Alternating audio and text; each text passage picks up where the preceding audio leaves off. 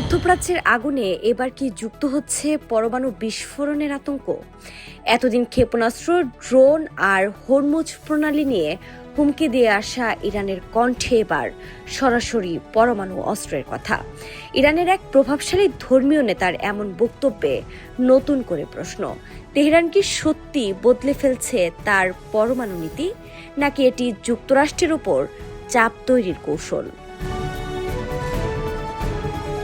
যুদ্ধের উত্তাপ যত বাড়ছে ততই বদলে যাচ্ছে ইরানের হুমকির ভাষা। ক্ষুদ্র ড্রোন থেকে দূরপাল্লার ক্ষেপণাস্ত্র, এবার সেই তালিকায় উঠে এলো এমন একটি অস্ত্র যার নাম শুনলে কেঁপে ওঠে পুরো বিশ্ব, পরমাণু অস্ত্র। আহভাজ শহরের জুমার নামাজের খুতবায় ইরানের ধর্মীয় নেতা মোহাম্মদ নবী মুসাভি ফার্দের বিস্ফোরক সতর্কবার্তা।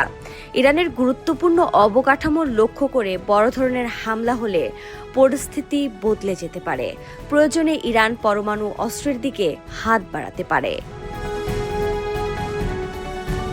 এমন বক্তব্য, কিন্তু এর প্রতিধ্বনি এখন ওয়াশিংটন থেকে তেল আবিব আর হরমুজ থেকে পুরো মধ্যপ্রাচ্য। কারণ ইরানের পরমাণু কর্মসূচি নিয়ে পশ্চিমা বিশ্বের উদ্বেগ বহুদিনের, আর সেই ইস্যুতেই এবার প্রকাশ্যে এলো আরও কঠোর বার্তা। তবে এটিকে এখনই ইরান সরকারের পরমাণু অস্ত্র তৈরির আনুষ্ঠানিক ঘোষণা হিসেবে দেখছেন না বিশ্লেষকরা, বরং সম্ভাব্য হামলা ও পশ্চিমা চাপের বিরুদ্ধে এটি তেহরানের কৌশলগত সতর্কবার্তা বলেই মনে করা হচ্ছে। তবে হুমকি শুধু পরমাণু অস্ত্রেই থেমে নেই। যুক্তরাষ্ট্রকেও সরাসরি সতর্ক করেছে মুসাভি ফার্দ।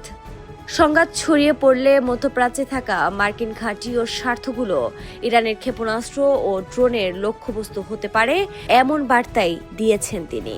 এর মধ্যে ইরানের প্রয়াত সর্বোচ্চ নেতা আয়াতুল্লাহ আলী খামেনির উপদেষ্টা মোহাম্মদ মোখবেরের কণ্ঠেও কঠোর সুর। তার হুঁশিয়ারি, ইরানের শর্ত পূরণ না হলে বর্তমান পরিস্থিতি গড়াতে পারে আক্রমণাত্মক যুদ্ধের পর্যায়ে। বিশ্লেষকরা বলছেন, ইরানের কৌশল এখন 3 স্তরে: হরমুজ প্রণালীতে চাপ, মার্কিন স্বার্থে হামলার হুমকি আর পরমাণু অস্ত্রের সম্ভাবনার ইঙ্গিত। তবে এসবের মধ্যে সবচেয়ে বড় প্রশ্ন, ইরান কি সত্যি পরমাণু অস্ত্রের পথে এগোচ্ছে, নাকি এটি কেবলমাত্র যুক্তরাষ্ট্র ও পশ্চিমাদের ওপর সর্বোচ্চ চাপ তৈরির কৌশল?